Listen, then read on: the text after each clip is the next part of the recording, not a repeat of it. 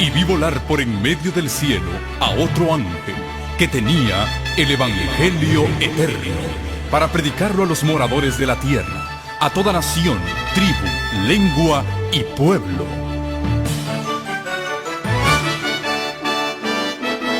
Con ustedes su programa cristiano con temas bíblicos de actualidad. Un programa que trae al mundo la verdad presente. Este es el Evangelio Eterno.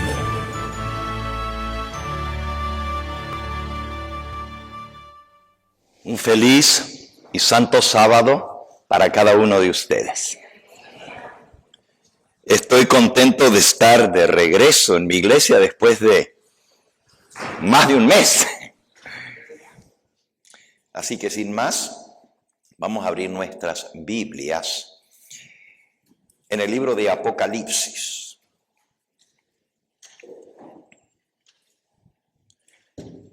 Dice Apocalipsis en el capítulo 1, versículo 10, yo Juan estaba en el Espíritu en el día del Señor. En un santo sábado, Juan estaba en la isla llamada Patmos, dice el versículo 9, donde había sido puesto prisionero por la palabra de Dios y por el testimonio del Señor Jesucristo. Y él estaba en comunión con el Señor en el día del Señor adorándole, cuando de pronto, dice el versículo 10, oí detrás de mí una gran voz como de trompeta, que decía, yo soy el Alfa y la Omega, el primero y el último. Escribe en un libro lo que ves y envíalo a las 7 iglesias que están en Asia. A Éfeso, Esmirna, Pérgamo, Tiatira, Sardis, Filadelfia y Laodicea. Las 7 iglesias que están en Asia. Y Jesús se toma el tiempo y el interés de enviar un mensaje personal a cada una de esas 7 iglesias. Ahora, esas 7 iglesias no eran las únicas que había en Asia. Es más, había algunas iglesias muy cerquita de esas, a pocos kilómetros. Pero Jesús escogió esas 7 iglesias a quien enviarles el mensaje. En la provincia romana de Asia, donde estaban estas 7 iglesias, en la época de Juan, y esto fue alrededor del año 96 después de Cristo. Había más de 50 iglesias en Asia. Pero el Señor Jesús escogió 7. Porque esas 7 representaban las necesidades de todo el pueblo de Dios en esos días. Y a través del mensaje de esas 7 iglesias, el mensaje de Jesús iba a cubrir todas las necesidades de su iglesia. Pero había otra razón por la cual Jesús escogió esas 7 iglesias. Las 7 iglesias que estaban en Asia, Éfeso, Esmirna, Pérgamo, Tiatira, Sardis, Filadelfia y Laodicea, también representaban 7 períodos de la iglesia cristiana que vendrían en el futuro. Desde la época de Juan hasta el fin del tiempo, cuando el Señor Jesús viniera a buscar a su pueblo. 7 períodos de la historia del cristianismo. Hoy no vamos a hablar de los 7 períodos. Cada uno de esos mensajes se aplicaba para el pueblo de Dios en todas las épocas, pero especialmente para aquellos que pasarían por esos periodos tan difíciles en la historia, Jesús tenía un mensaje para ellos. La sexta de las 7 iglesias representa el periodo final del pueblo de Dios en esta tierra. Y usted dice, pero son 7, pastor. Sí. La séptima iglesia, la Odisea, representa también el periodo final, la última iglesia, solo que describe a aquellos que no van a estar preparados para la venida del Señor, y el Señor va a vomitarlos de su boca. Esa es la séptima iglesia. El pastor David va a predicar esta tarde sobre la Odisea. Pero este servidor va a leer con ustedes el mensaje de Jesús a Filadelfia. El nombre Filadelfia quiere decir amor fraternal, amor entre hermanos. Y es lo que el Señor quiere para su iglesia. Y les digo que es la iglesia que llega hasta el fin, Filadelfia, porque las características así nos los dicen. Comienza el periodo final de la historia del cristianismo cuando aparecen las señales de la pronta venida del Señor Jesús. Así como hay 7 iglesias, hay 7 sellos. Y solamente voy a leer el 6º sello, que también representan 7 periodos en la historia de la humanidad. Pero el 6º sello nos introduce, al igual que la 6ª iglesia, al último periodo de la historia del cristianismo en esta tierra. Ahora regresamos a leer el mensaje de Jesús a Filadelfia, pero leamos por un momentito lo que pasa cuando se abre el 6º sello. Describe el periodo de la historia que ha de ser juzgado en el juicio, dando características que nos ayudan a identificar cuándo comienza ese 6º periodo. Dice el versículo 12. Miré, y esto es Apocalipsis 6, 12. Miré cuando el Cordero abrió el 6º sello, y aquí hubo un gran terremoto. Y el sol se puso negro como tela de silicio y la luna se volvió toda como sangre. Y las estrellas del cielo cayeron sobre la tierra como la higuera deja caer sus higos cuando es sacudida por un fuerte viento. Estos eventos, un gran terremoto, el sol negro como tela de silicio, de negro, y la luna en sangre y la caída de estrellas fueron mencionadas por el Señor Jesús también en Mateo 24. Dijo que habría señales en el sol, en la luna, en las estrellas, terremotos. Pero aquí habla de un terremoto en forma específica, el primer terremoto en la historia del planeta Tierra, a lo menos que tengamos registro. Se considera el primer terremoto global porque se sintió en todo el planeta Tierra. Mi tema hoy no es el 6º sello, sino la 6ª iglesia. Así que no voy a describir lo que pasó en el 6º sello en detalle. El terremoto lo reconocemos como el gran terremoto de Lisboa. El 1 de noviembre de 1755, y de ahí en adelante comenzaron las señales que Jesús había mencionado.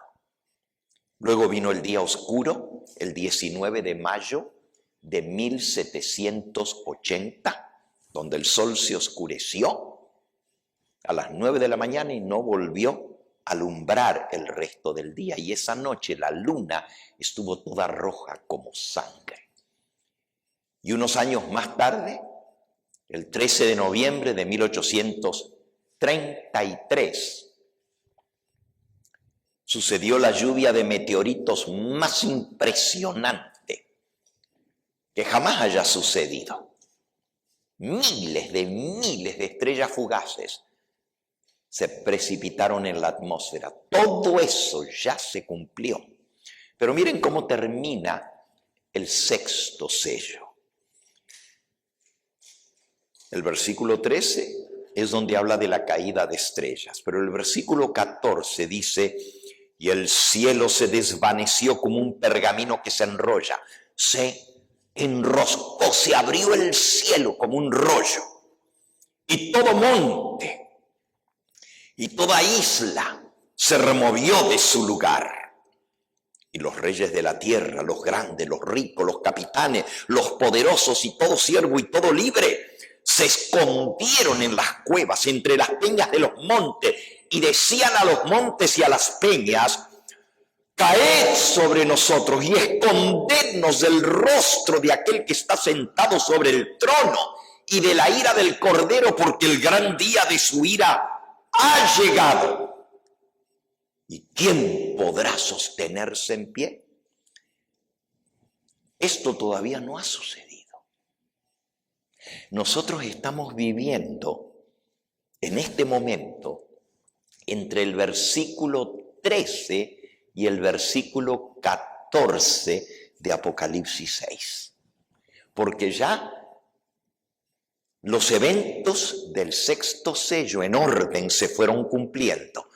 Pero todavía no llegó cuando el cielo se enrolle y cuando el terremoto tan grande sacuda los montes y todas las islas y las montañas se muevan de su lugar y todos los grandes de la tierra aúllen y se escondan entre las cuevas y en las peñas y digan a los montes: caigan sobre nosotros, porque no soportan la venida del Hijo del Hombre que viene en las nubes del cielo. Así que el sexto sello nos lleva hasta la venida de Cristo. Y el séptimo sello nos describe los eventos que van a suceder justo antes de la venida de Cristo. Es decir, el séptimo sello se concentra en los eventos más importantes justo antes de la venida del Señor Jesús. El toque de las 7 trompetas, el cierre de la gracia, ese es el séptimo sello, cuando ya no haya mediador en el cielo. ¿Por qué les explico el sexto sello? Para que ustedes vean que aunque los sellos llevan una secuencia histórica, el sexto llega hasta la venida del Señor y el séptimo describe eventos relacionados con la venida del Señor. El mismo formato, el mismo esquema se mantiene con las 7 iglesias. Las 7 iglesias llevan el período o 7 periodos, pero la sexta iglesia llega hasta la venida del Señor, igual que el sexto sello. Y la séptima iglesia describe lo que va a estar pasando en la iglesia del Señor justo antes de que el Señor Jesús aparezca. Eso lo van a ver esta tarde con el pastor David. La condición de la iglesia justo antes de la venida del Señor. Pero sin embargo, el Señor va a tener un pueblo fiel hasta el fin, porque la Odisea describe una gran apostasía que según el Señor Jesús vendría sobre su pueblo justo antes de que Cristo venga en las nubes del cielo, igual como lo describió Jesús, igual como lo describió el apóstol Pablo. Antes que Él aparezca viene una gran apostasía, y esa apostasía se llama la Odisea. Pero vamos ahora a la sexta iglesia. La sexta iglesia comienza en 1755 con el gran despertar del segundo advenimiento, igual que el sexto sello, el terremoto de Lisboa, el día oscuro, la luna en sangre y la caída de estrellas. Pero sucede algo más en ese periodo muy importante. El comienzo del juicio en el cielo. En el año 1844. Es decir, 10 años después de la caída de estrellas, comienza el juicio en el cielo. Y vamos a leer el mensaje que Jesús le manda a la iglesia que iba a pasar por esos eventos. Versículo 7 del capítulo 3 de Apocalipsis. Escribe al ángel de la iglesia en Filadelfia. Esto dice el santo, el verdadero, el que tiene la llave de David, el que abre y ninguno cierra, y el que cierra y ninguno abre. Yo conozco tus obras. He aquí he puesto delante de ti una puerta abierta, la cual nadie puede cerrar, porque aunque tienes poca fuerza, has guardado mi palabra y no has negado mi nombre. Les decía que Dios va a tener un pueblo que a los ojos de los hombres no tiene mucha fuerza, pero no niega la verdad de la palabra de Dios. Guarda su palabra y no niega el nombre del Señor. Ese pueblo surge en ese periodo con la proclamación del mensaje de los 3 ángeles. Desde 1844 en adelante, pero comienza a surgir con la proclamación de las señales de la venida de Cristo bajo el movimiento milerita. Aquí habla de una puerta. Jesús le dice a Filadelfia, he puesto una puerta abierta, la cual nadie puede cerrar. ¿Cuál es esa puerta abierta? Y también le dice, Jesús se presenta a la iglesia como el que tiene la llave de David, el que abre y ninguno cierra, y el que cierra y ninguno abre. ¿Qué significa esto? Bueno, la mensajera del Señor en el libro Primeros Escritos, menciona acerca de esa puerta cerrada y de esa puerta abierta, porque Jesús dice, yo tengo la llave y yo abro y ninguno cierra, y cierro y ninguno abre. Pero he puesto delante de ti una puerta abierta que nadie puede cerrar. Miren cómo lo describe la mensajera del Señor. El sábado 24 de marzo de 1849, esto es Primeros Escritos, página 42, tuvimos con los hermanos de Towson, Maine, una reunión muy agradable e interesante. El Espíritu Santo fue derramado sobre nosotros y fui arrebatada en espíritu a la ciudad de del Dios viviente.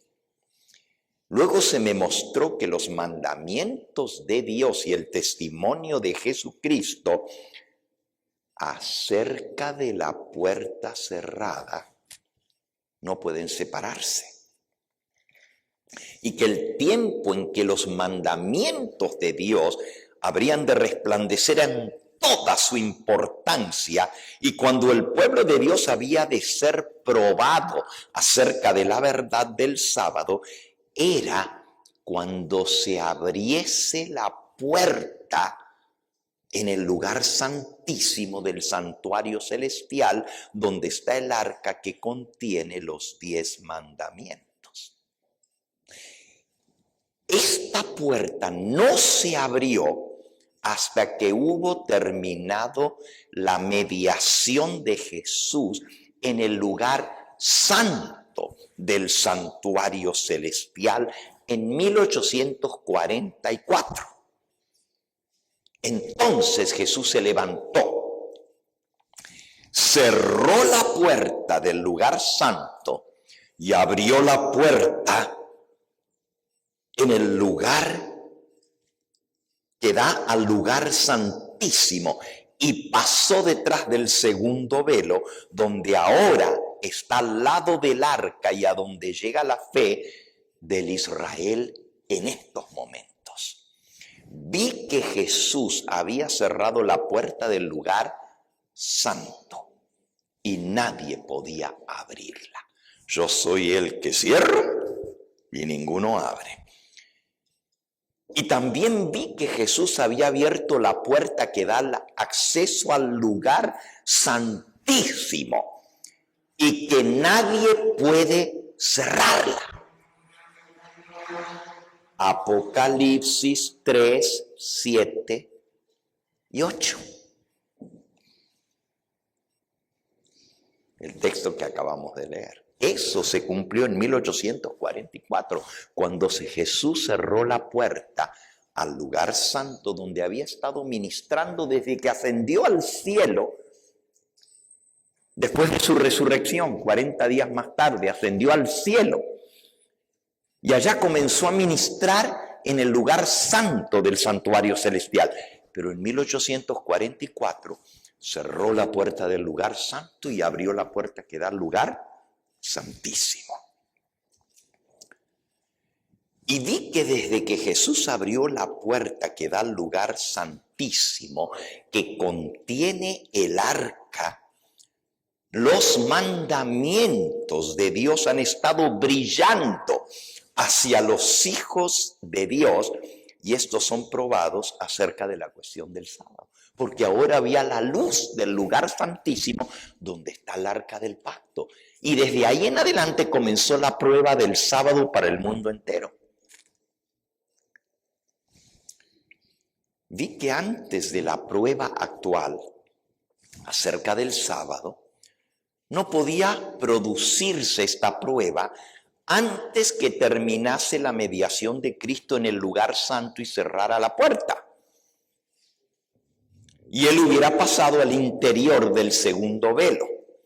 Por lo tanto, los cristianos que durmieron antes que se abriese la puerta de acceso al lugar santísimo, cuando terminó el clamor de medianoche, el séptimo mes, en 1844, y no habían guardado el verdadero día de reposo, descansan ahora en esperanza.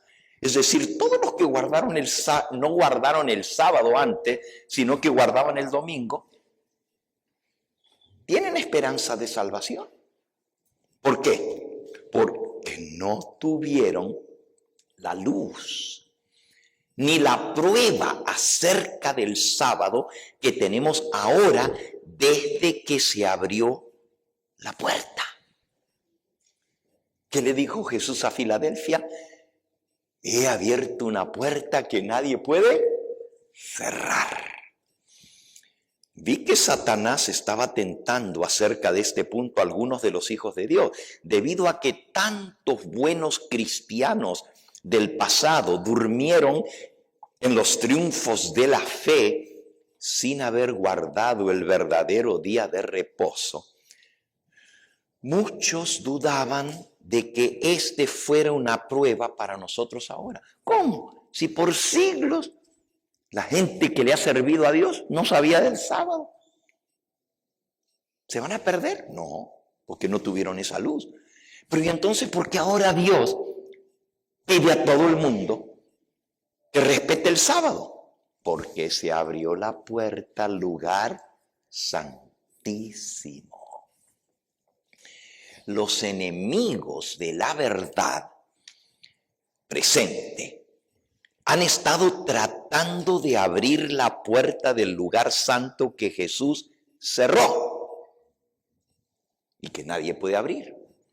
Y han estado tratando de cerrar la puerta al lugar santísimo que Jesús abrió en 1844 y que nadie puede cerrar. Porque allí está el arca que contiene las 2 tablas de piedra en las cuales fueron escritos por el dedo de Jehová los 10 mandamientos. Fue desde 1844 que Jesús entró al lugar santísimo y que Él envió la luz de la verdad del sábado sobre el mundo entero. De ahí comenzó el testimonio de la validez del santo sábado. En este tiempo de sellamiento, cuando Dios comienza a sellar a su pueblo con el sello de Dios, la verdad del santo sábado, el sello del Dios vivo,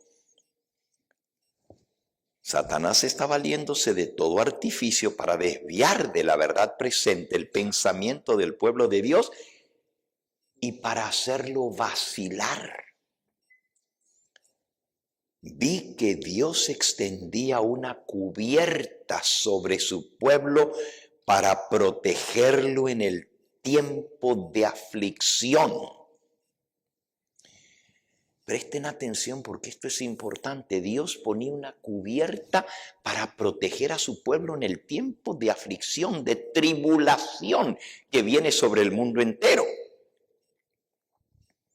Y toda alma que se hubiese decidido por la verdad y fuese de corazón puro, habría de ser cobijada por la cubierta del Todopoderoso.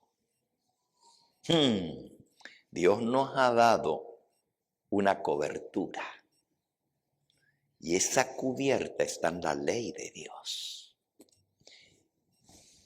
Y Dios va a marcar a sus hijos. Y dijo, todos los que tengan señal, no se pueden acercar a ellos. Están protegidos. El sello del Dios vivo es esa cubierta y tiene que ver con el Santo Sábado. Volvamos ahora a Apocalipsis 3. Ya entendimos lo que es la puerta abierta y la puerta cerrada. Versículo 8.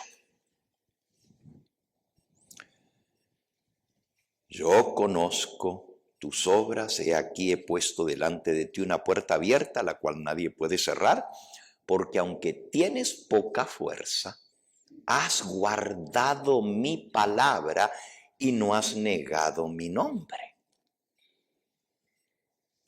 Esa puerta abierta, nadie la puede cerrar.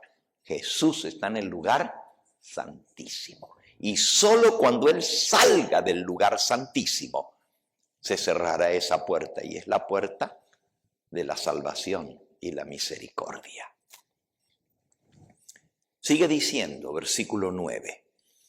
He aquí yo entrego de la sinagoga de Satanás a los que se dicen ser judíos y no lo son, sino que mienten. He aquí, yo haré que vengan y se postren a tus pies y reconozcan que yo te he amado. Esto le está diciendo a Filadelfia. Versículo 10. Por cuanto has guardado la palabra de mi paciencia. ¿Cuál es la palabra que habló Jesús de la paciencia de los santos?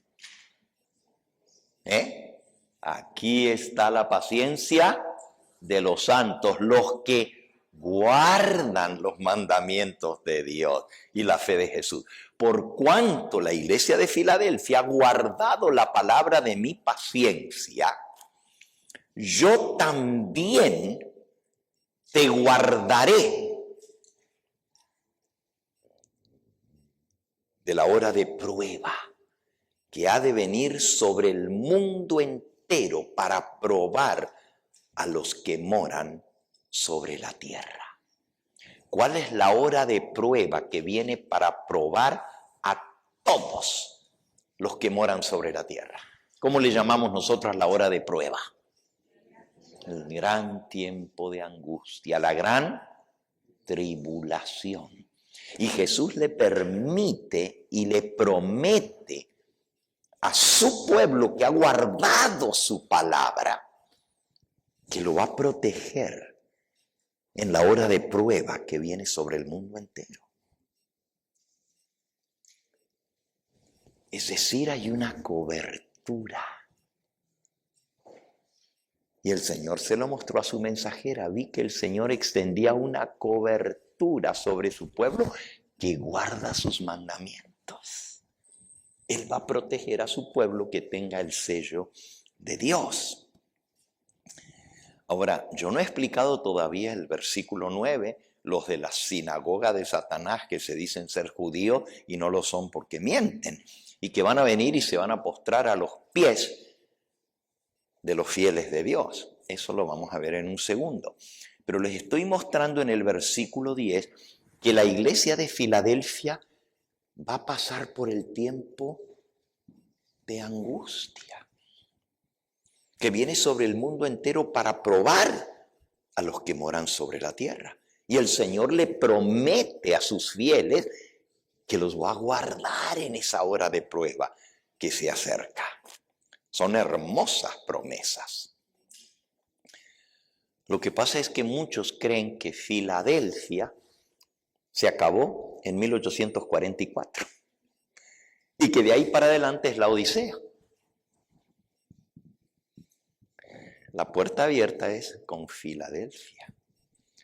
La Odisea, y lo van a ver esta tarde, el Señor Jesús le dice a la Odisea: conozco tus obras, que no eres frío ni caliente, pero por cuanto eres tibio y no frío ni caliente, te vomitaré de mi boca.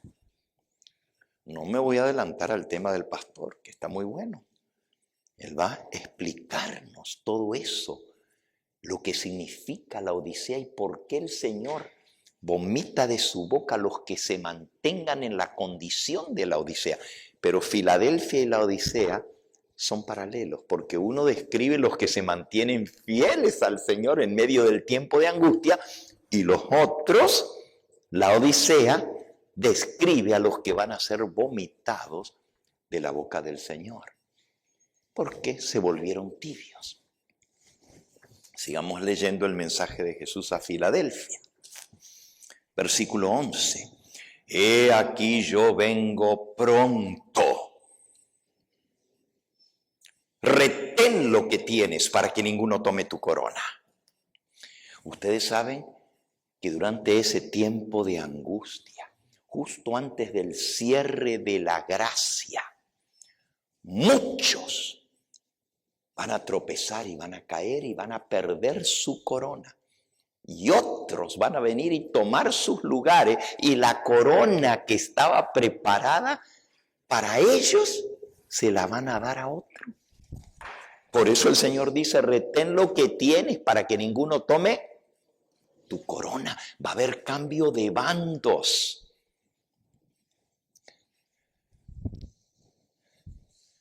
La hermanita Hilda, que venía con nosotros en el carro, decía: no, en este tiempo del fin va a haber mucho movimiento de un lado para el otro, de un lado para el otro. Y ese es exactamente lo que pasa. Escuchen esta cita.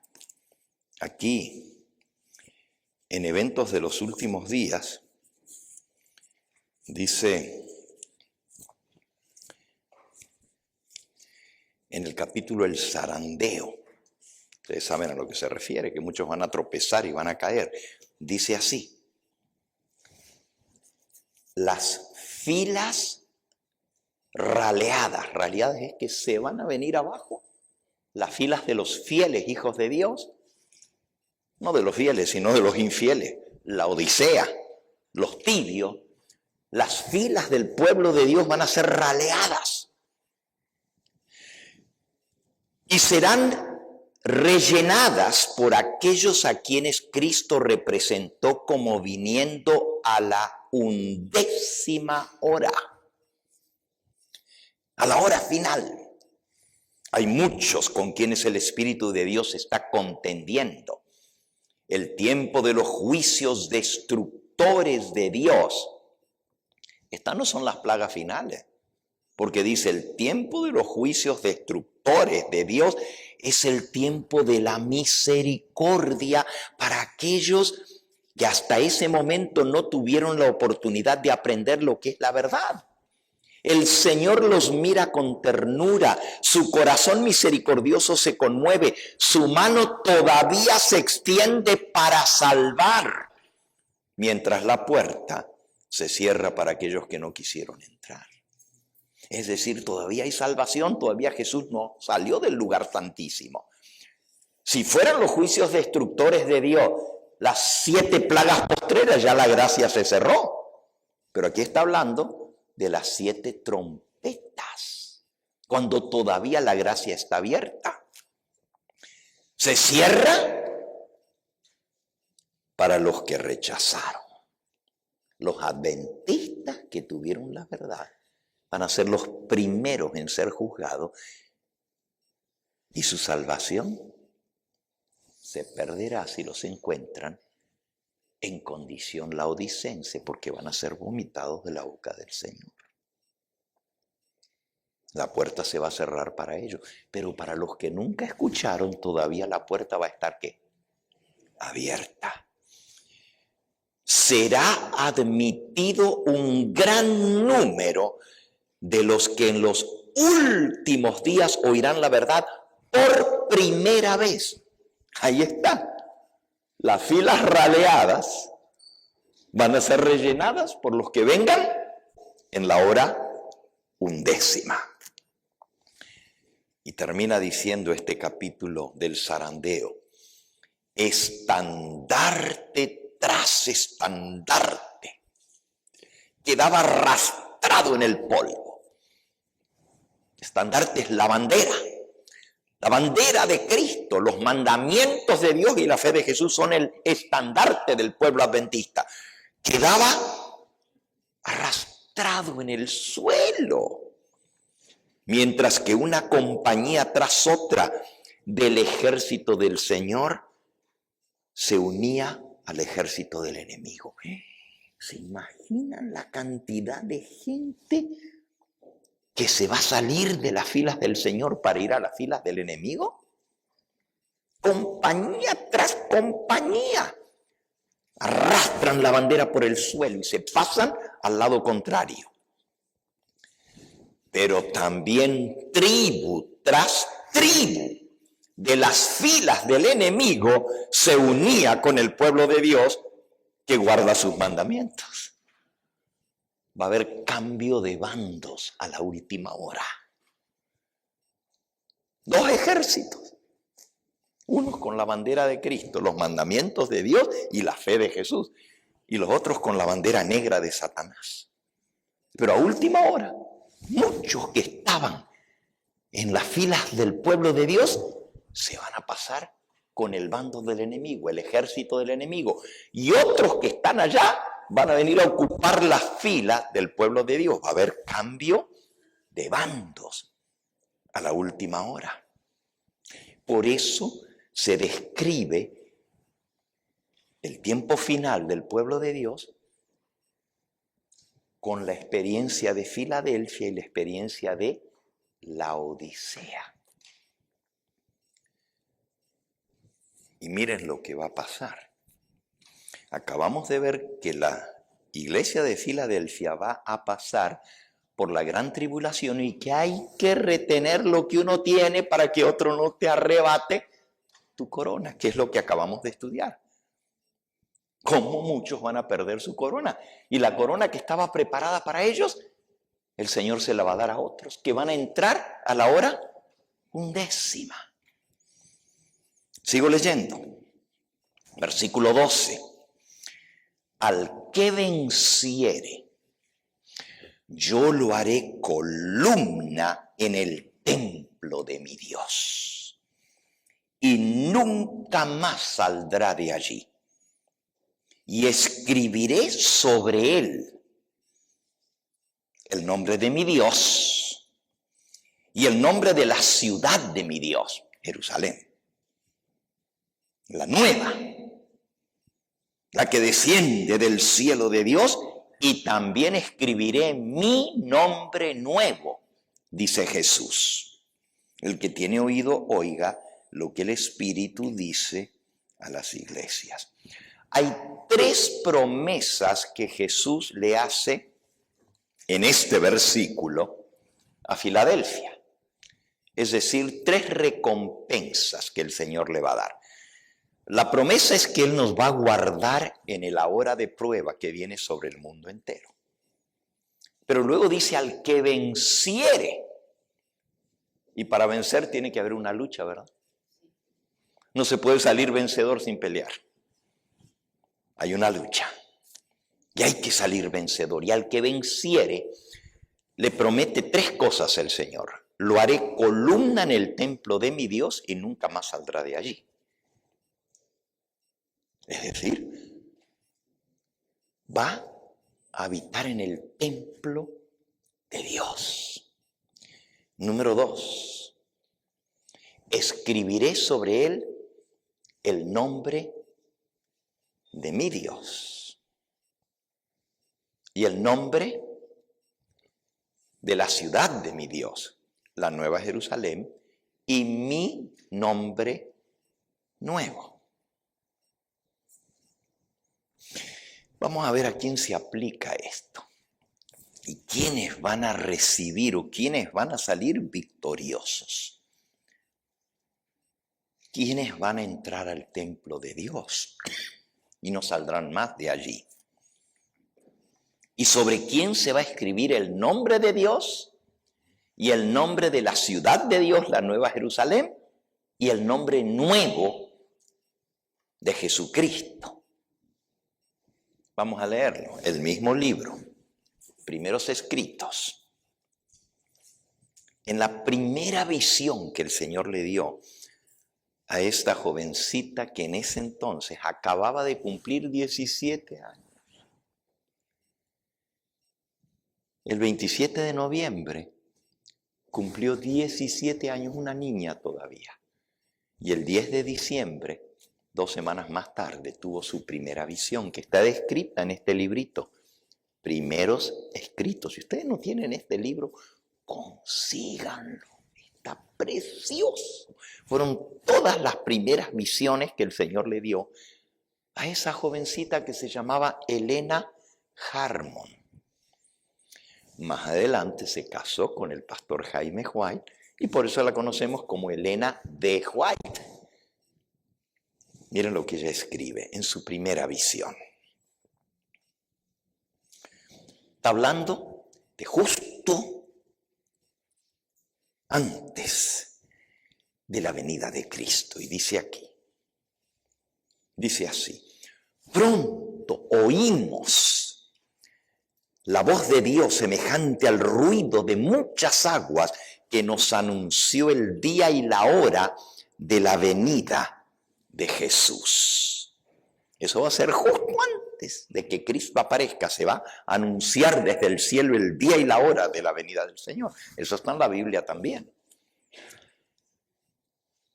Los 144,000 santos vivientes, 144,000 en número, reconocieron y entendieron la voz. Pero los malvados se figuraron que era fragor de truenos y de terremoto. Y cuando Dios señaló el tiempo y derramó sobre nosotros el Espíritu Santo, nuestros semblantes se iluminaron refulgentemente con la gloria de Dios, como le sucedió a Moisés al bajar del Sinaí. Los 144,000 estaban todos sellados y perfectamente unidos.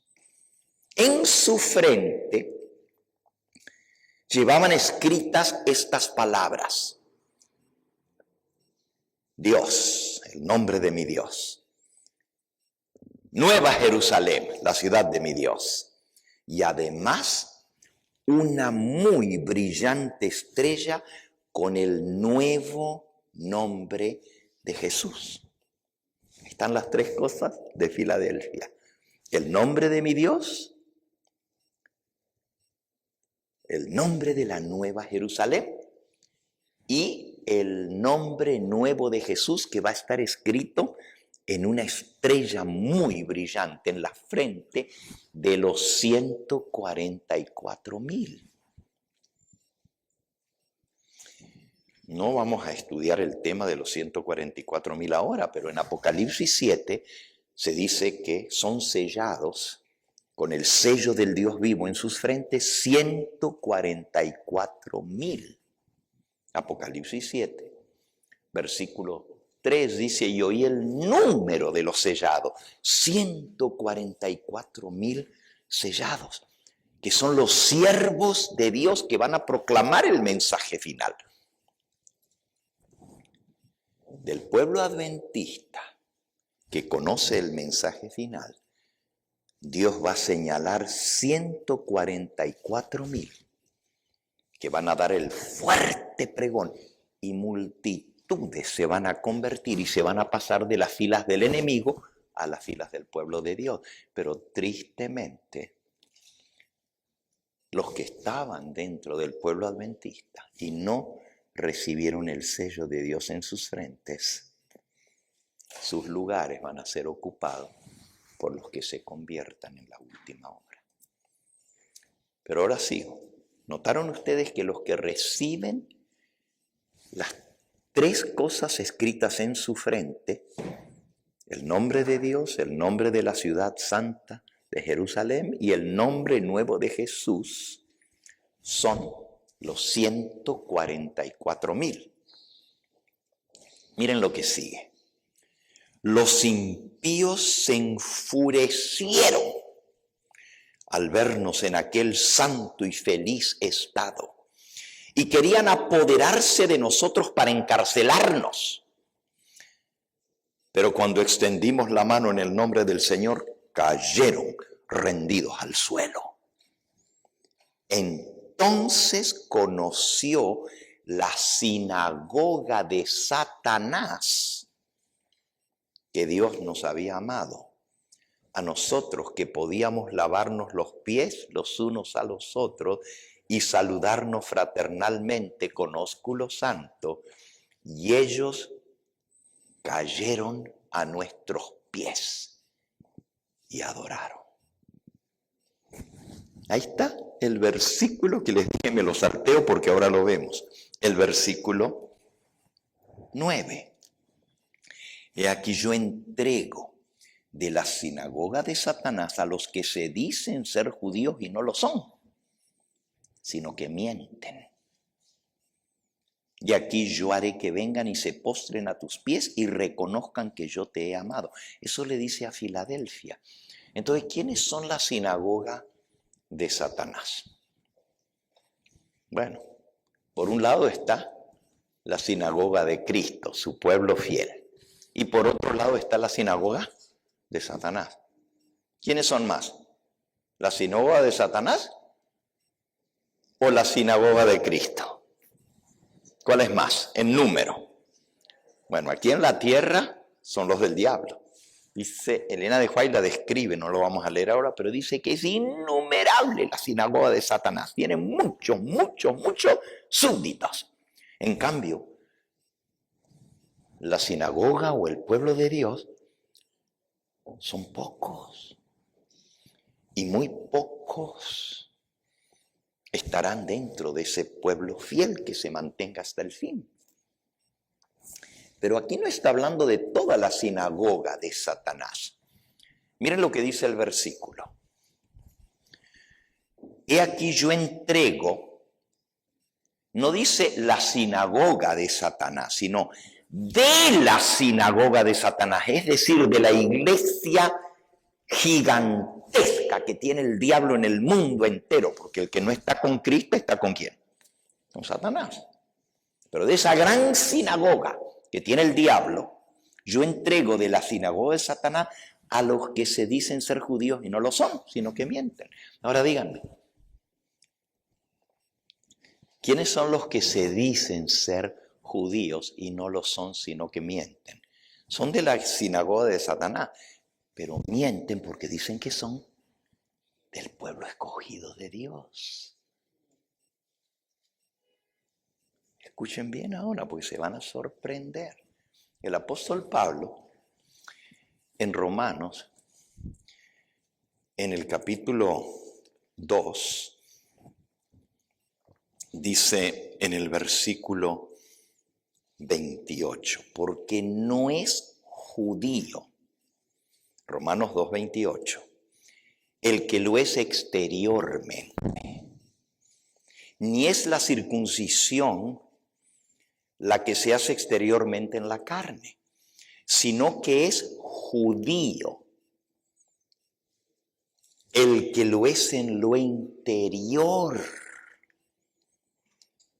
Y la circuncisión es la del corazón, en espíritu, no en letra, la alabanza del cual no viene de los hombres, sino de Dios. Así que el judío verdadero es el que ha circuncidado su corazón. ¿Y qué significa cortar el prepucio del corazón?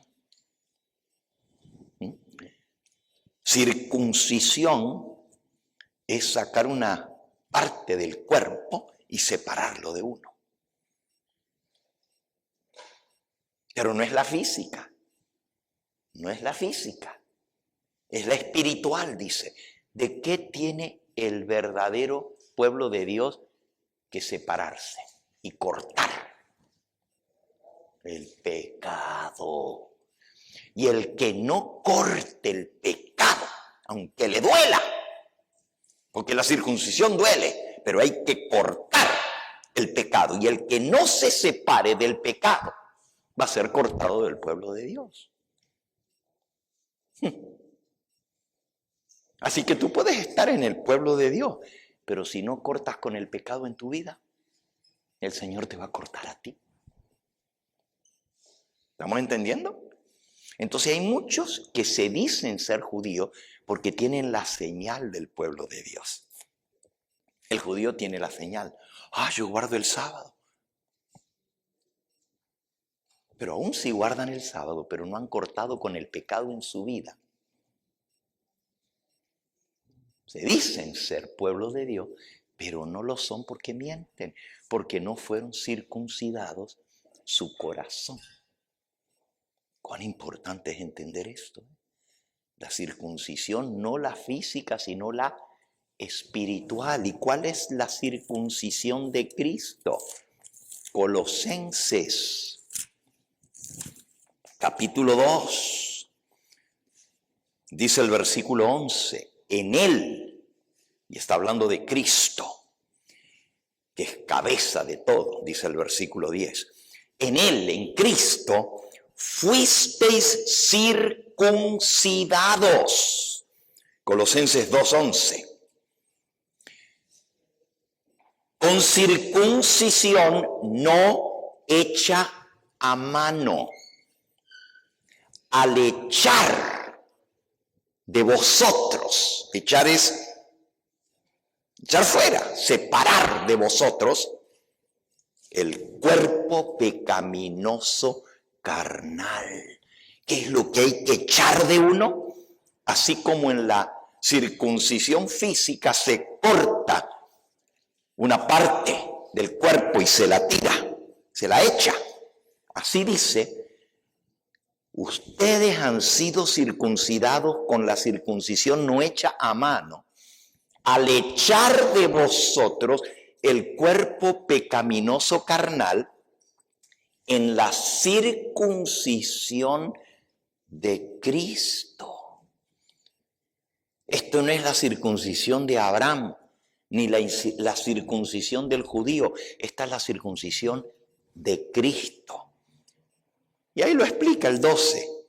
Sepultados con Él en el bautismo, en el cual fuisteis también resucitados con Él, mediante la fe en el poder de Dios que le levantó de los muertos. Y a vosotros, estando muertos en pecados y en la incircuncisión de vuestra carne, os dio vida juntamente con Él, perdonándoos todos los pecados. Así que somos circuncidados con la circuncisión de Cristo a través del bautismo. En el viejo pacto,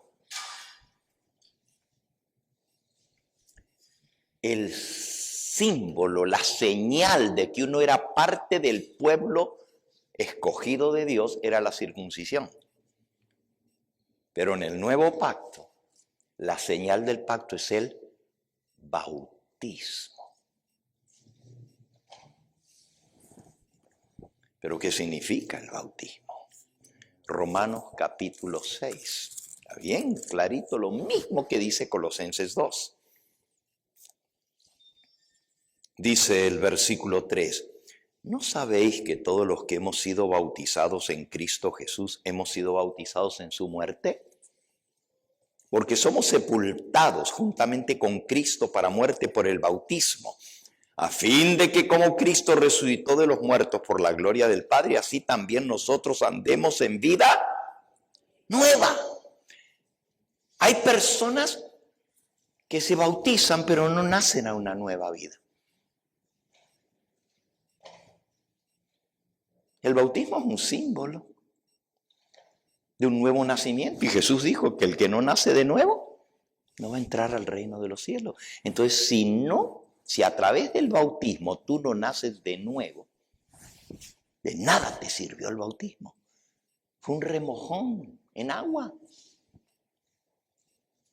Y el remojón en agua no te va a limpiar. Cristo es el que te limpia con su sangre. Pero uno tiene que renunciar al pecado. Miren lo que sigue diciendo. Versículo 6. Sabiendo esto, que nuestro viejo hombre fue crucificado juntamente con Él, con Cristo, para que el cuerpo del pecado sea destruido, a fin de que no sirvamos más al pecado. Entonces, si yo me bautizo y sigo en lo mismo de antes, de nada sirvió el bautismo. Y esto lo está diciendo el Señor claramente en su palabra. No se engañen. Nada sino la santidad nos va a dar lugar en el reino de los cielos. Versículo 11. Así también vosotros consideraos muertos al pecado, pero vivos para Dios en Cristo Jesús, Señor nuestro. No reine pues el pecado en vuestro cuerpo mortal, de modo que lo obedezcáis en sus concupiscencias. Ni tampoco presentéis vuestros miembros al pecado como instrumentos de iniquidad, sino presentaos vosotros mismos a Dios como vivos de entre los muertos, y vuestros miembros a Dios como instrumentos de justicia. Los miembros de nuestro cuerpo. Hay una parte, un miembro de nuestro cuerpo por el cual se peca con adulterio y con fornicación y con inmundicia. No lo preste para eso, porque es del Señor. Hay otro miembro del cuerpo que se jacta de muchas cosas, dice Santiago. La lengua. No prestes tu lengua para blasfemar, para ensuciar tu lengua. Miren cómo dice Santiago de ese miembro tan pequeñito que se jacta de grandes cosas. Santiago capítulo 3, versículo 1, hermanos míos. No, versículo 2. Porque todos ofendemos muchas veces. Si alguno no ofende en palabra, este es varón perfecto, capaz también de refrenar todo su cuerpo. Y aquí nosotros ponemos freno en la boca a los caballos para que nos obedezcan. Y los dirigimos hacia todo el cuerpo. Lo agarra al caballo y le pones el freno en la boca y desde ahí lo manejas para donde quieres que vaya y de ahí lo frenas y de ahí lo mueves a la derecha y a la izquierda. También tenemos los barcos, versículo 4. Y aunque son tan grandes y llevados por impetuosos vientos, son gobernados por un muy pequeño timón, por donde el que las gobierna, las naves, quiere que vaya. El timón es chiquitito comparado a lo grande del barco, pero donde le hace así, se va para allá, y donde le hace así, se va para allá. Así también, versículo 5, es la lengua, y es un miembro pequeño que se jacta de grandes cosas. He aquí cuán grande bosque enciende un pequeño fuego. Y la lengua es un fuego, un mundo de maldad. La lengua está puesta entre nuestros miembros del cuerpo y contamina todo el cuerpo e inflama la rueda de la creación y ella misma es inflamada por el infierno. Porque toda naturaleza de bestias, de aves, de serpientes, de seres del mar, se doma y ha sido domada por la naturaleza humana. Pero ningún hombre puede domar la lengua, que es un mal que no puede ser refrenado, llena de veneno mortal. Con ella bendecimos al Dios y Padre y con ella maldecimos a los hombres que están hechos a la semejanza de Dios. De una misma boca proceden bendición y maldición. Hermanos míos, esto no debe ser así. Ustedes saben que una de las características de los 144,000 es que no hay engaño en su lengua. Miren, Apocalipsis 14. Dice el versículo 1, miré, y aquí el Cordero estaba en pie sobre el monte de Sión, y con él 144,000 que tenían el nombre de él y de su Padre, el nombre de Dios, y el nombre nuevo de Cristo escrito en su frente. 144,000. Y da las características. Versículo 2, 3 y 4. Pero llegó al 5. En sus bocas no fue hallada mentira, pues son sin mancha delante del trono de Dios. En la boca, la lengua. Si hemos de recibir el sello de Dios, tenemos que dominar la lengua. Ningún mentiroso, ni ninguno que usa la boca para maldecir va a entrar al reino de los cielos. Tenemos que ponerle freno a la lengua. ¿Y qué dice Santiago? Que ningún hombre la puede domar. El único que puede ponerle freno a la lengua es Dios. Él es el que debe manejarnos por su Espíritu Santo y poner freno a la lengua. Pero a veces queremos manejarnos nosotros y no le permitimos a Dios que le ponga freno a nuestra lengua. Bueno, estamos hablando de los 144,000, ¿verdad? Y acabamos de leer que los 144,000, ¿cómo era que decía aquí? Los impíos, cuando ven que brillan sus rostros con el brillo que tenía Moisés cuando bajó del monte de recibir la ley de Dios, se enfurecieron y querían echar las manos, pero cuando ellos levantaron la mano, ¡pum!, cayeron al suelo como muertos. Y entonces conoció la sinagoga de Satanás que Dios nos había amado. Quiere decir que hay algunos de la sinagoga de Satanás que van a adorar a las plantas de los 144,000. ¿Quiénes de la sinagoga de Satanás van a adorar a los pies de los 144,000? No toda la sinagoga. Los que se dicen ser judíos y no lo son, pero mienten.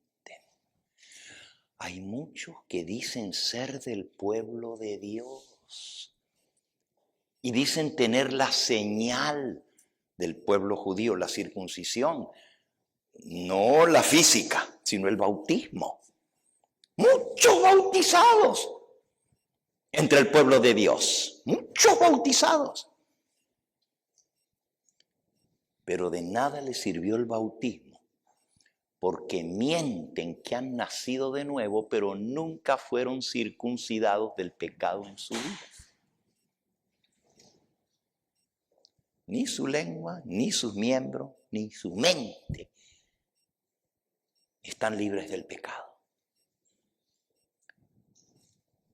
¿Sabe quién es esa sinagoga de Satanás que va a adorar a los pies de los 144,000? Se lo voy a leer.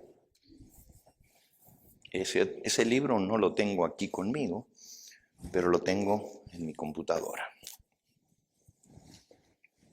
¿Quiénes son los de la sinagoga de Satanás que van a adorar a los pies de los santos?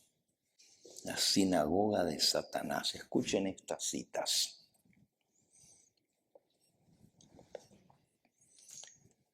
La mensajera del Señor dice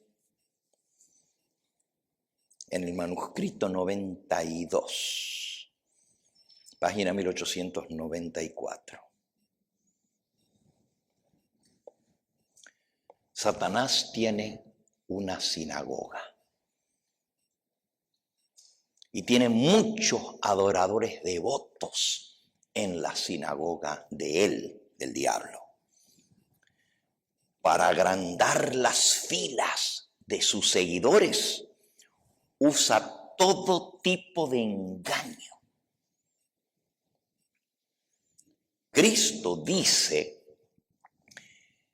que la iglesia sobre la cual Satanás preside es la sinagoga de Satanás. Sus miembros son los hijos de la desobediencia, los que prefieren pecar en lugar de arrojar el pecado de sus vidas. Ahora sí se pone feo, porque si yo estoy en la iglesia de Cristo, pero no he cortado el prepucio del mundo, no he arrojado de mí el pecado y he renunciado a él, puedo estar mintiendo, porque digo que soy de la iglesia de Cristo, pero realmente soy de la sinagoga ¿de quién? De Satanás. La obra de Satanás consiste en mezclar el mal con el bien y eliminar la distinción entre los que son del pueblo de Dios y los que están con él. Quiere que no se vea diferencia. Hubo un tiempo cuando ser adventista del séptimo día significaba ser totalmente distinto del resto del mundo. Pero hoy en día van a los mismos lugares, ven las mismas películas, comen la misma basura. van a los mismos espectáculos. Usted puede ver a un dentista del séptimo día gritando ¡gol! Y excitándose y llenándose de gozo porque una pelota pasó entre medio de dos palos. Y eso lo llena, eufórico, igual que el resto del mundo. Y chiflando. Pero cuando un alma se convierte al Señor, ni les importa, ya están platicando afuera mientras son los bautismos aquí, porque eso no les trae gozo ni excitación. Pero si le pones el televisor allá y está el mundial, los gritos que se sentirían. Pero se llaman hijos de Dios. Van a los mismos espectáculos, se visten iguales que el resto del mundo, pero dicen que son adventistas. Son judíos, porque tienen la señal del bautismo y la señal del sábado, pero no circuncidaron sus corazones. Y San Pablo dice, no es judío el que dice ser judío, sino el que circuncida su corazón con la circuncisión de Cristo. Es bien importante esto, pero ahora escuchen lo que dice de la sinagoga de Satanás. La iglesia de Cristo es la que trabaja arduamente para separar el mal de su vida, cuyos miembros no toleran voluntariamente lo malo, sino que eliminan el pecado de su corazón y de su vida. Ya entendimos bien la diferencia entre la sinagoga del diablo y la iglesia de Cristo. Ahora vamos a ver quiénes son los que van a adorar a los pies de los santos. Ya leímos Primeros Escritos, página 15, donde se cumple lo que Jesús le dice a Filadelfia. Los malos cayeron y adoraron a nuestros pies y reconocieron que Dios nos amaba a nosotros, los que podíamos lavarnos nuestros pies los unos a los otros, que no hay orgullo, que no hay diferencias entre nosotros y que no hay maldad, porque podíamos besarnos con el ósculo santo. ¿Saben lo que es el ósculo santo? Ósculo quiere decir el beso. Pero hay muchos que le dan un beso al hermano o a la hermana y tienen malos pensamientos. Esos no son los verdaderos hijos de Dios. Pero ahora escuchen, yo vi, esto es la colección de las cartas de Elena de White al pastor Spalding Magán, en la página 1. Yo vi que la iglesia nominal, es decir, los que tienen nombre, pero no son, los adventistas nominales, como Judas, nos entregarán en manos de los católicos para obtener su influencia y para luchar contra la verdad. Los santos serán entonces un pueblo oscuro, poco conocido para los católicos, pero las iglesias y los adventistas nominales que conocen nuestra fe y costumbre traicionarán a los santos y los denunciarán a los católicos como los que desprecian las instituciones del pueblo, es decir, que ellos guardan el sábado y desprecian el domingo. Y ella le escribe a un hermano en un panfleto que Elena de White publicó, que se titula ese escrito, A Word to the Little Flock, un mensaje para la manada pequeña. Y dice, hermano, usted piensa que los que adoran a los pies de los santos, Apocalipsis 3:9, pone entre paréntesis Elena de White, al fin serán salvos. Aquí tengo que diferir totalmente con usted, porque Dios me mostró que esta clase son los adventistas profesos, que se dicen ser adventistas, pero no lo son, porque han apostatado y han crucificado de nuevo para sí mismos al Hijo de Dios, exponiéndolo a vituperio. Así que ya saben ustedes quiénes son los que se dicen ser judíos y no lo son, porque mienten. Llevan el nombre de adventistas del séptimo día, pero no lo son. Esos son los que al final, cuando los rostros de los hijos de Dios fieles se iluminen con la gloria de Dios, van a caer a sus pies y van a adorar y van a reconocer que Dios los amaba a ellos. Pero los persiguieron y los entregaron en las manos de los enemigos. Qué triste, qué triste. Dice que van a llorar amargamente. Miren aquí, página 37 de Primeros Escritos.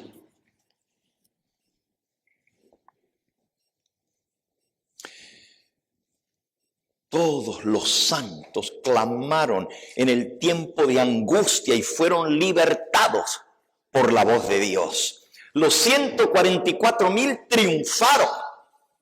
Sus rostros quedaron iluminados por la gloria de Dios, como Moisés cuando bajó del Sinaí. Entonces se me mostró una hueste que aullaba de agonía. Sobre sus vestiduras estaba escrito en grandes letras: pesado has sido en balanza y fuiste hallado falto.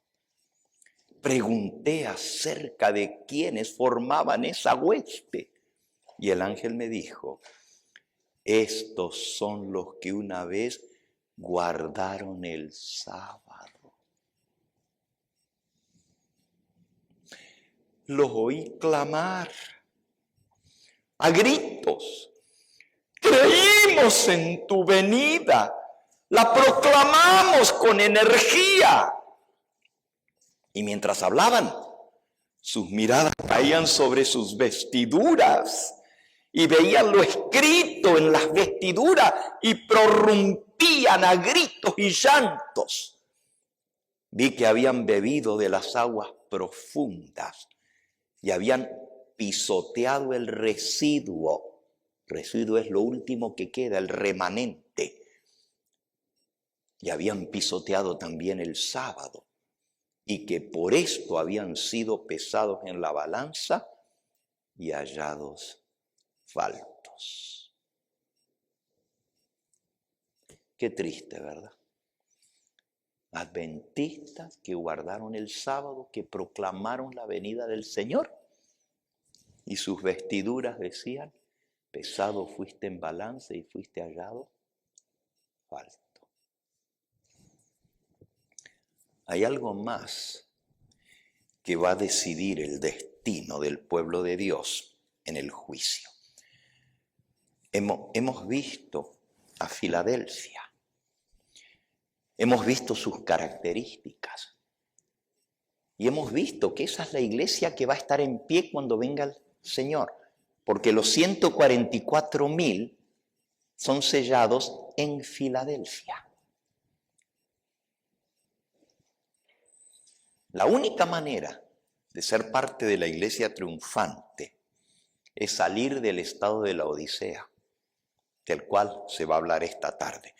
Y saben, no se vayan a perder el tema de esta tarde, porque es, yo diría, hasta más importante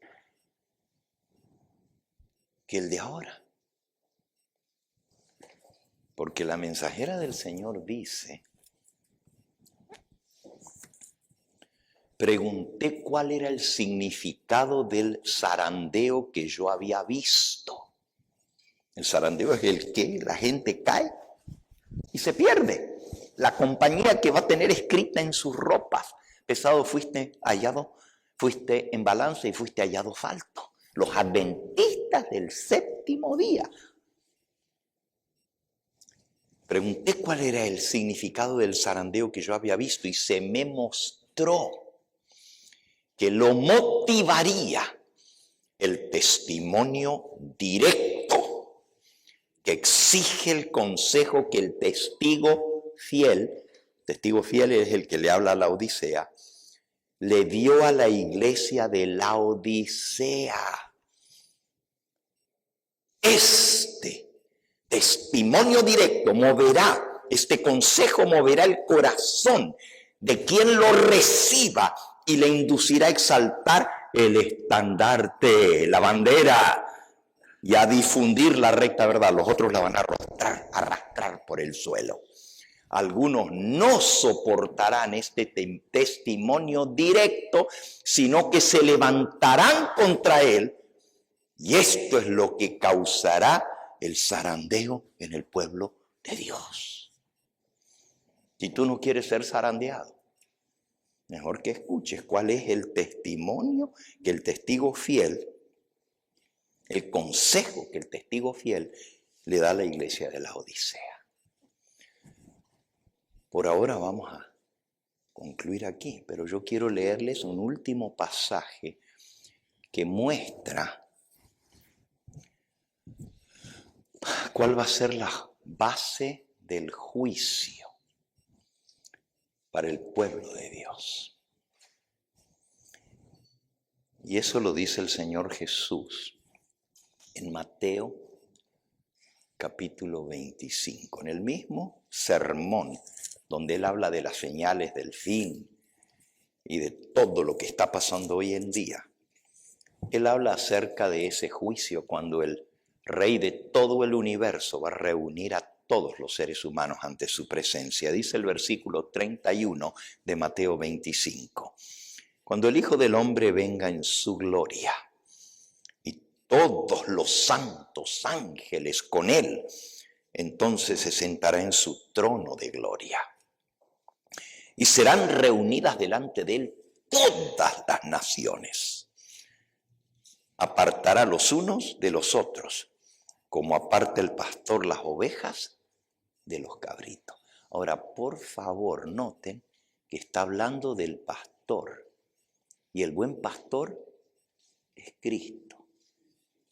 No está hablando de los otros rebaños, sino del rebaño de Cristo. Pero en el rebaño de Cristo hay ovejas y hay cabritos.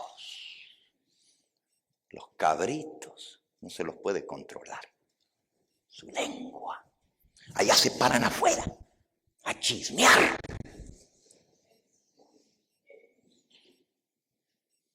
No hay quien controle sus lenguas. Ni Jesús la controla. No la puede controlar porque no se dejan controlar. Ovejas y cabritos, trigo y cizaña.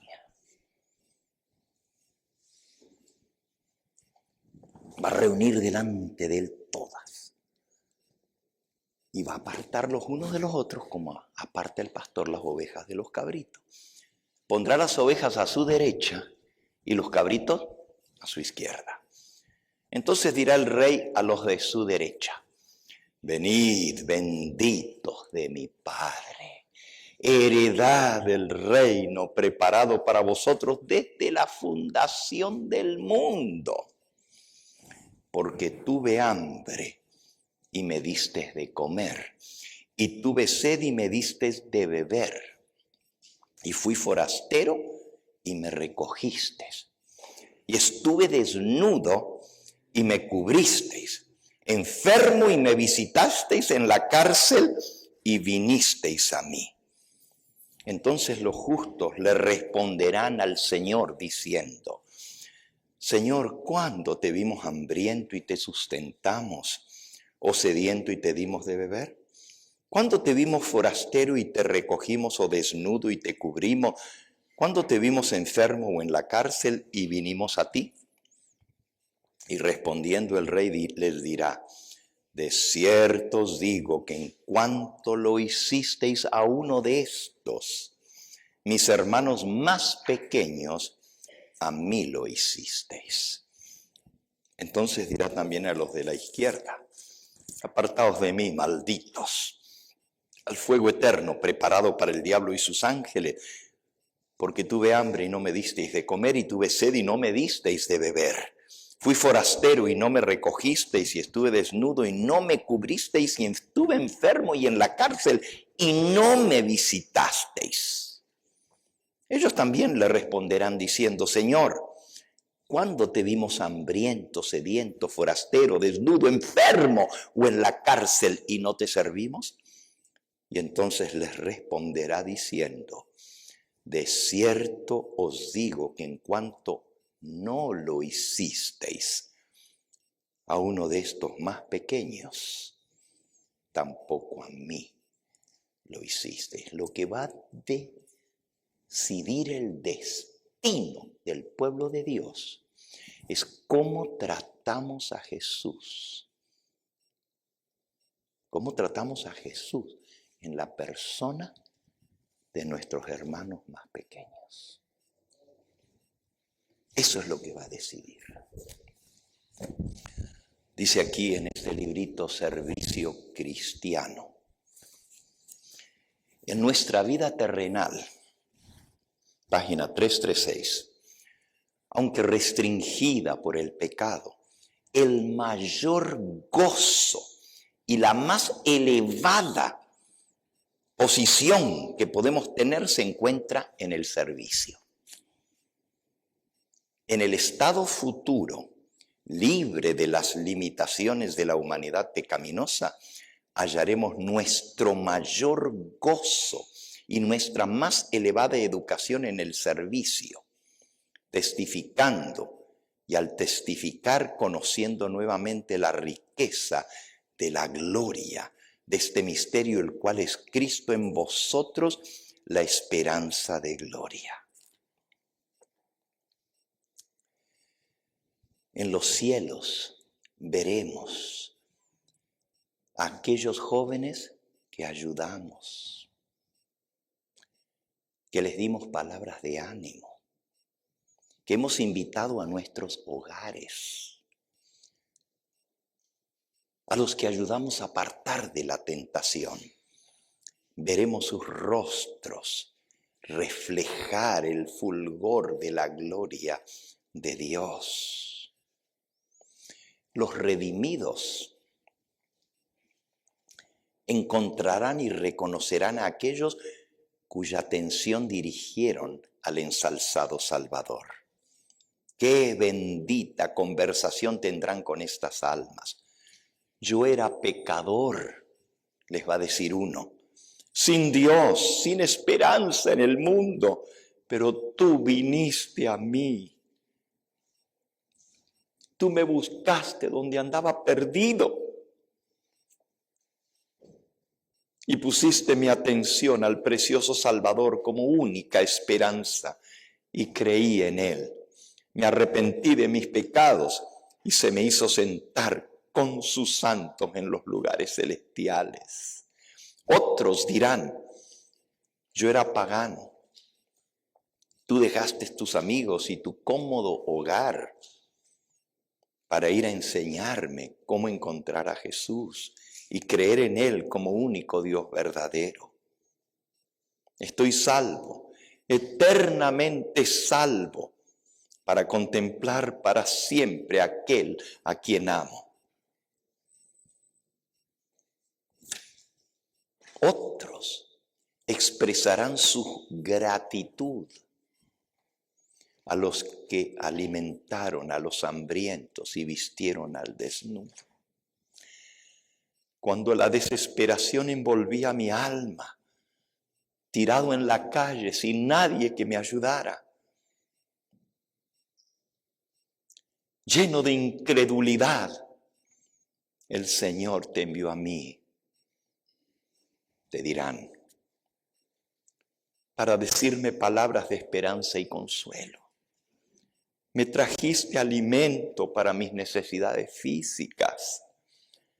Me abriste la palabra de Dios despertándome para que viese mis necesidades espirituales. Me trataste como a un hermano. No me despreciaste. Simpatizaste conmigo en mis tristezas. Alentaste mi alma herida para que pudiese asir la mano de Cristo que se extendía para salvarme. Yo ignoraba que tenía un Padre en los cielos que se interesaba por mí. Pensé que a nadie le importaba. Pero tú me enseñaste de ese Padre cariñosamente, pacientemente. Me leíste las preciosas promesas de la palabra de Dios. Inspiraste fe en que Él se interesaba por mí y que Él me salvaría si yo lo aceptaba. Mi corazón fue enternecido, subyugado, quebrantado, mientras contemplaba el sacrificio que Cristo había hecho por mí. Tuve hambre y no solo me diste el pan físico, me diste el pan de vida y la verdad fue preciosa mi alma. Heme aquí, salvo, eternamente salvo, para vivir para siempre en la presencia del Señor, para alabar a aquel que dio su vida por mí. Y todo esto porque tú me buscaste.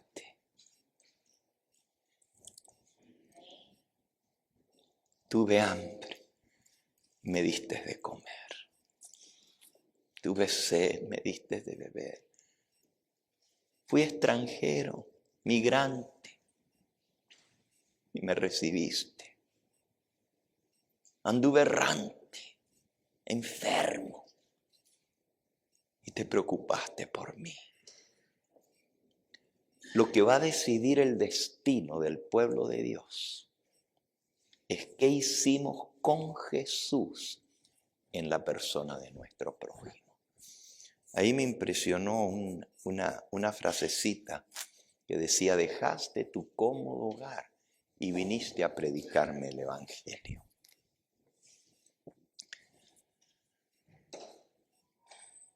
¿Quiénes se atreven de ir con nosotros al Paso a predicar el Evangelio allá? Hay que dejar la comodidad donde estamos. Hay que hacer algún sacrificio por la obra del Señor si queremos ver a las almas convertidas en el reino de los cielos. Todo sacrificio hecho por el Señor será recompensado en el reino de los cielos. No es cosa vana servir a Dios. Hay una recompensa inestimable para los que dedican la vida al servicio de Dios. Y si no puedes ir al Paz,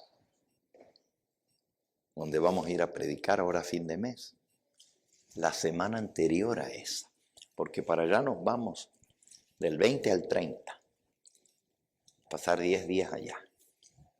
Pero la semana anterior a esa,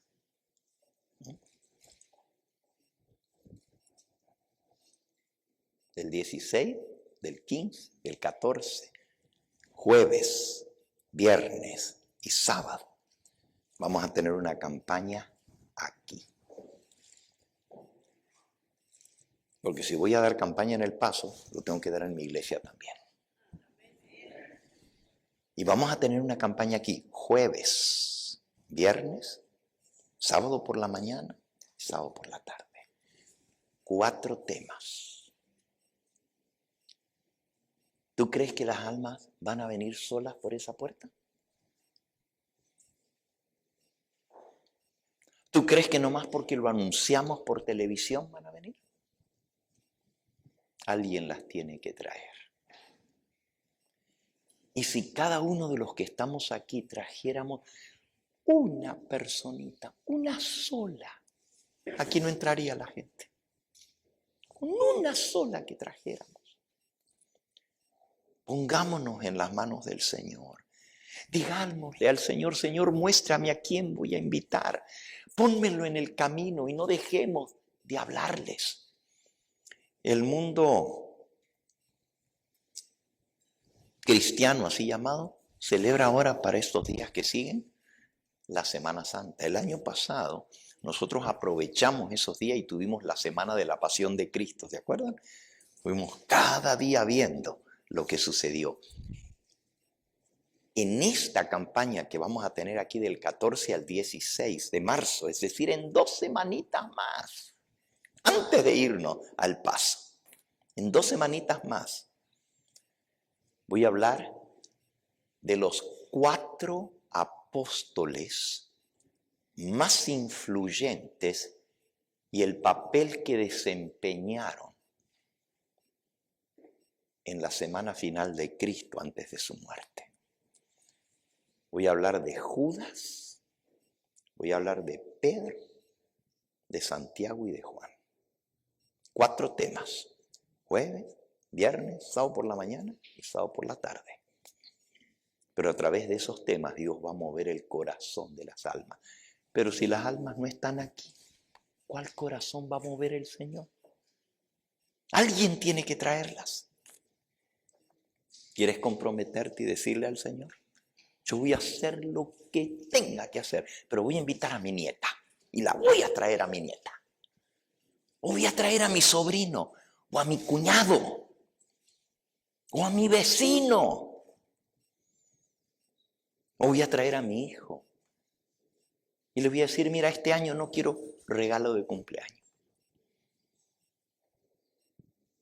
Mi regalo es que vengas conmigo a la iglesia.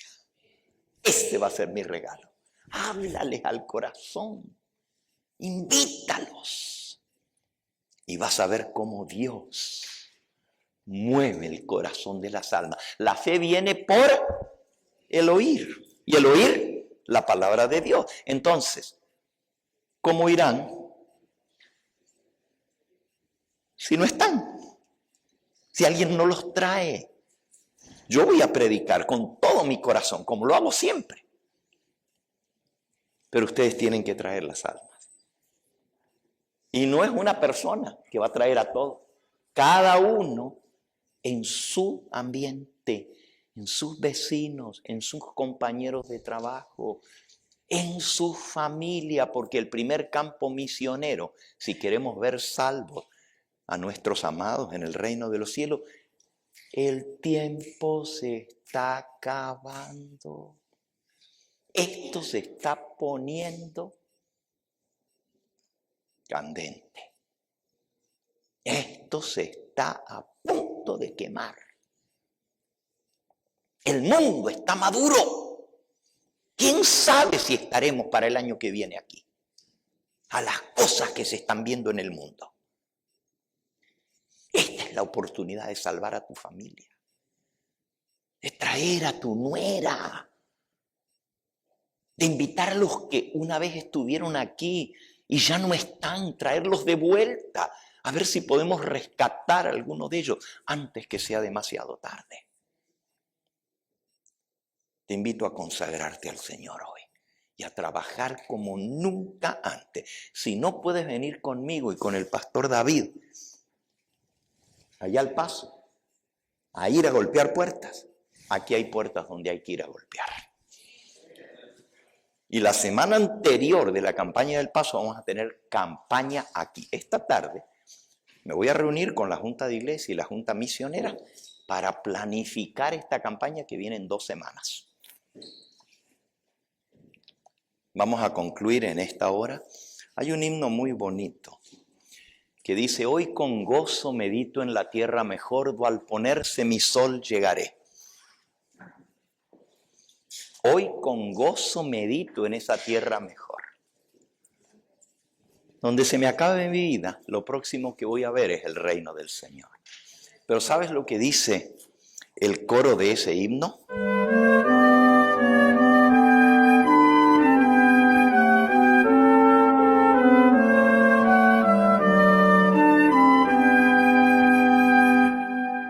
Hoy gozoso medito en la tierra mejor, do al ponerse mi sol llegaré. Cuando me halle por gracia con Cristo el Señor, la corona de estrellas tendré. Una bella corona de estrellas tendré, por las almas que a Cristo llevé. Cuando llegue al hogar de la dicha sin par, la corona de estrellas tendré. De la fuerza de Dios esperando el poder, trabajar quiero siempre y orar por las almas y al fin cual estrella saber que en mis sienes irán a brillar. Una bella corona de estrellas tendré por las almas que a Cristo llevé. Cuando llegue al hogar de la dicha sin par, la corona de estrellas tendré. Oh, qué gozo en los cielos será para mí, vivas gemas poner a sus pies y tener en mi frente corona allí con sus joyas de gran brillantez. Una bella corona de estrellas tendré por las almas que a Cristo llevé. Cuando llegue al hogar de la dicha sin par, la corona de estrellas tendré. Porque quería mostrarles que no dice que tendré la corona. Pregunta. ¿La corona de estrellas tendré? No hay un solo redimido que no tenga corona. Ni uno. Todos van a tener coronas.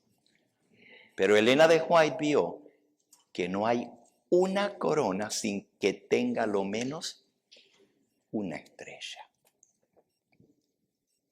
Si tú quieres estar allá, es mejor que consigas tu estrellita. Pídele al Señor, ora por esas almas y dile: Señor, este va a ser el año en que yo voy a ganar un alma para ti. Y el Señor te va a ayudar a traerla, porque el Señor quiere más que tú que esas almas se salven.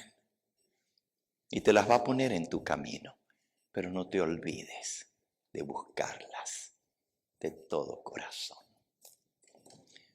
¿Quién sabe si hay alguno aquí hoy,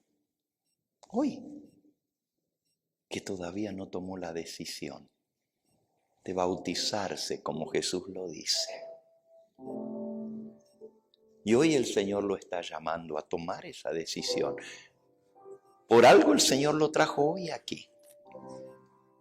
Y si hay una almita aquí que aún no ha hecho la decisión más importante de toda su vida, porque si pasa por este mundo y no acepta a Cristo, todo lo que hizo en esta tierra habrá sido en vano, porque lo único que vale es que podamos en esta tierra conseguir la salvación eterna.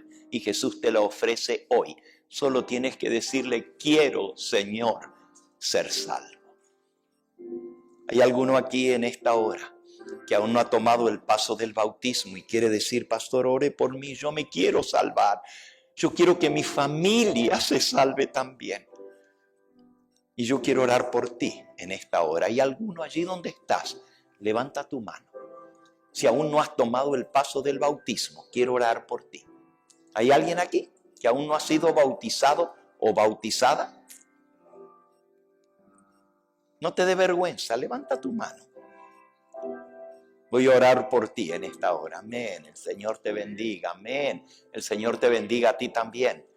¿Alguien más que aún no ha tomado este paso? Amén, joven. El Señor te bendiga. Gloria a Dios. Yo sé que hay más. Dios te está llamando, mi hijo. Dios te está llamando. Bendito sea su nombre. Vengan los demás que levantaron su mano. Acérquense. Vamos a orar por ustedes. Vengan en el nombre del Señor. Si hay otro más, acérquense. Dios te trajo aquí hoy porque Él quiere salvarte. Déjate salvar. Deja que el Señor te salve. ¿Tú tienes seres queridos que aún no han venido a los pies de Jesús? ¿Que aún no se han entregado a Él? Pídele al Señor que te dé esa alma en esta campaña que viene. Pídele de todo corazón. Tú dices, pero están muy duros sus corazones, no quieren saber. Hay un Dios en el cielo que si tú se lo pides de corazón, Él puede actuar. Porque Él no puede obligar a nadie, Él no puede hacerlo. A ti te voy a traer y te vas a salvar. Pero si tú se lo pides, Dios dice, tuve que hacerlo porque me lo pidió su madre, me lo pidió su abuelita. Y Dios actúa. Él dice, pedid y se os dará. ¿Quieres pedirle al Señor por una almita hoy? ¿Tienes alguien a quien quieres que el Señor traiga a sus pies en esta próxima campaña? ¿Te puso alguien el Señor en tu mente? Pues entonces a orar por esa alma desde ahora. Pastor García, venga aquí un momentito. El domingo pasado lo presentamos como el nuevo pastor para nuestra iglesia, el pastor asociado de esta iglesia. El pastor Raúl ya lo despedimos. Hoy está en su nueva iglesia, pero Dios nos mandó este joven. Y este joven que está aquí conoció de Cristo y de su palabra gracias a la inversión que ustedes hicieron en el canal de televisión. ¿No es así? Gracias hermanos. Y el Señor lo llamó y nomás bautizándose se fue a estudiar teología. Se graduó este último, ¿qué fue? ¿En qué mes? En junio se graduó. Y ahora ya Dios lo está llamando a servir aquí en nuestra iglesia. Si ustedes tienen una almita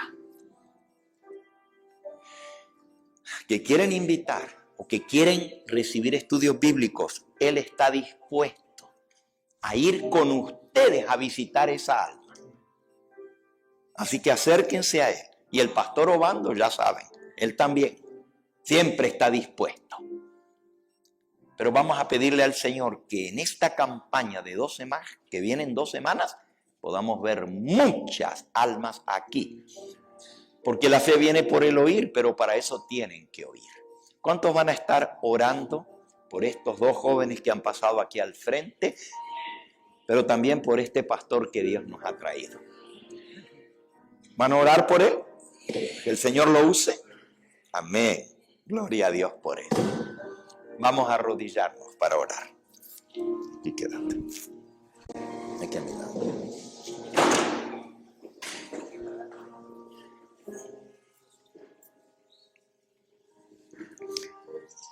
Amantísimo Padre y Dios nuestro, tú nos has hablado hoy al corazón.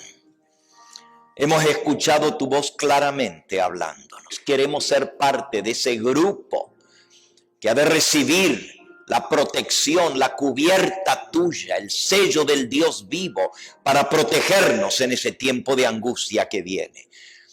Nos abruma, Señor, saber que va a haber muchos que en lugar de estar de tu lado se van a pasar del lado del enemigo. Oh, protégenos, Señor. Tú nos has hablado también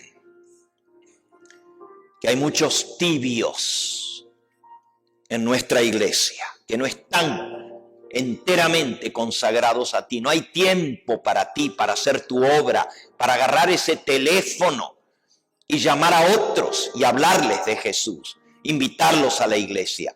Sacude nuestro letargo, Señor. Despiértanos a la realidad de que todo aquel que no es caliente va a ser vomitado porque es tibio y tú no quieres tibio, prefieres frío o caliente pero no tibio.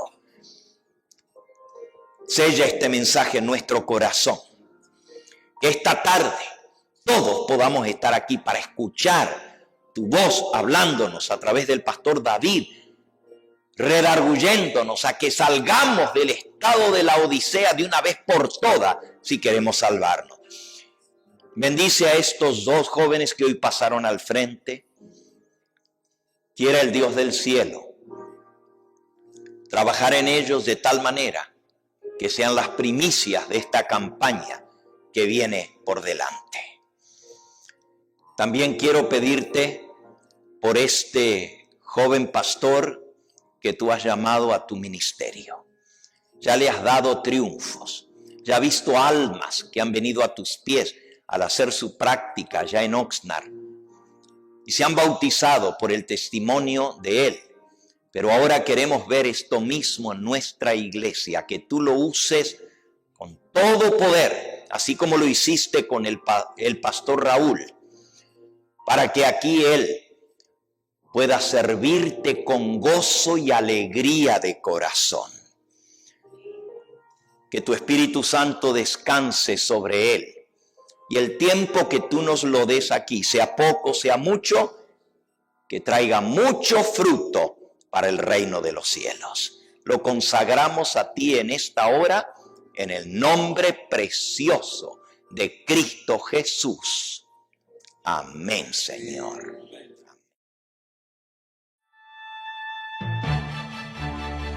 Este fue el Evangelio Eterno, su programa cristiano de actualidad bíblica, trayendo al mundo la verdad presente.